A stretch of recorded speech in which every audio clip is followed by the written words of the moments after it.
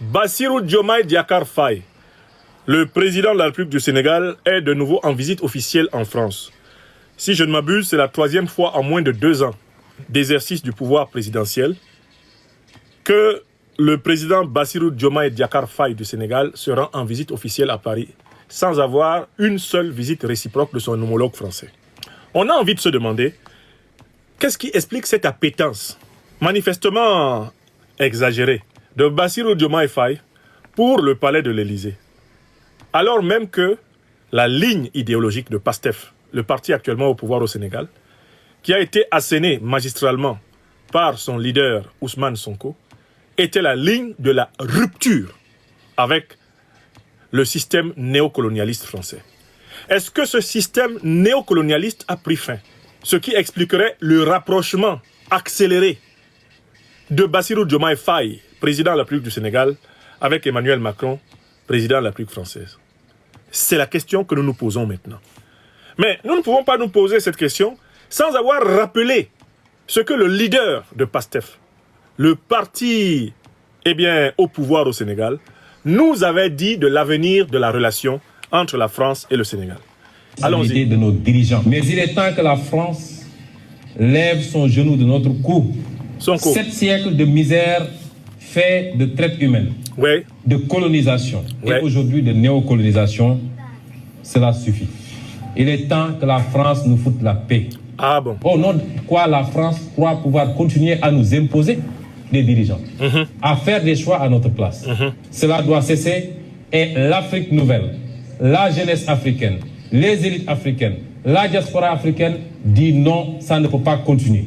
L'hypocrisie de cette France se vit et s'exprime tous les jours. Tout à fait. Prenons exemple du cas du Mali et du Tchad. Personnellement, nous n'attendons absolument rien de la France. Ah bon? Nous voulons qu'elle cesse de s'ingérer dans nos affaires.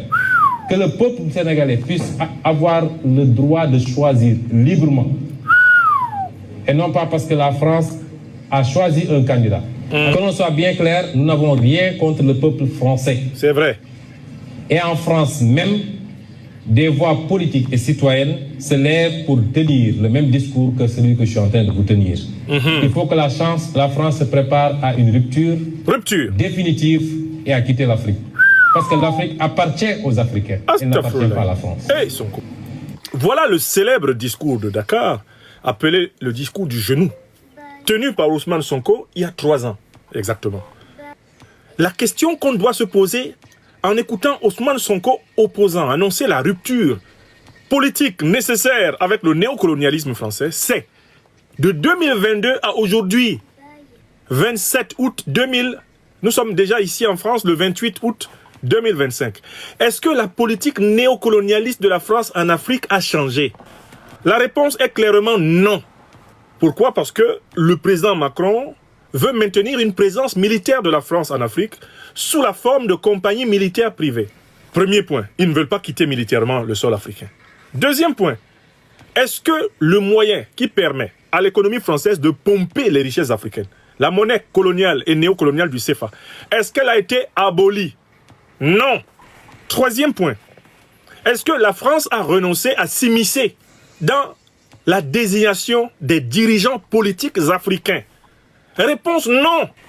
Voilà les faits qui ont lieu en cette année 2025. Même le cas Sonko Diomaye, leur arrivée au pouvoir est encore une illustration de cette immixtion dans les affaires intérieures de l'Afrique. Voilà la vérité.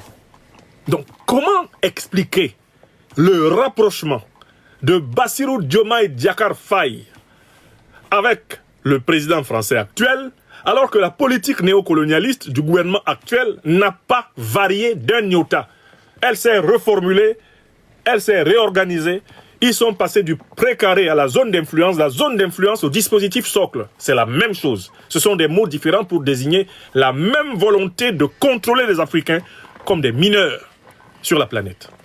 Donc la question c'est, qu'est-ce qui peut expliquer que Bassirou Diomaye Faye fasse 3 visites officielles en moins de 2 ans de pouvoir à Paris, après ce discours par lequel ils avaient conquis le cœur des Sénégalais, le cœur des Africains? Qu'est-ce qui peut expliquer?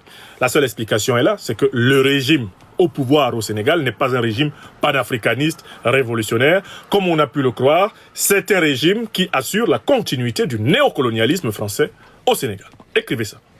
Bassirou Diomaye Diakhar Faye appartient à la tradition des présidents sénégalais depuis Léopold Sédar Senghor. Ils ont toujours été de bons collaborateurs du néocolonialisme français.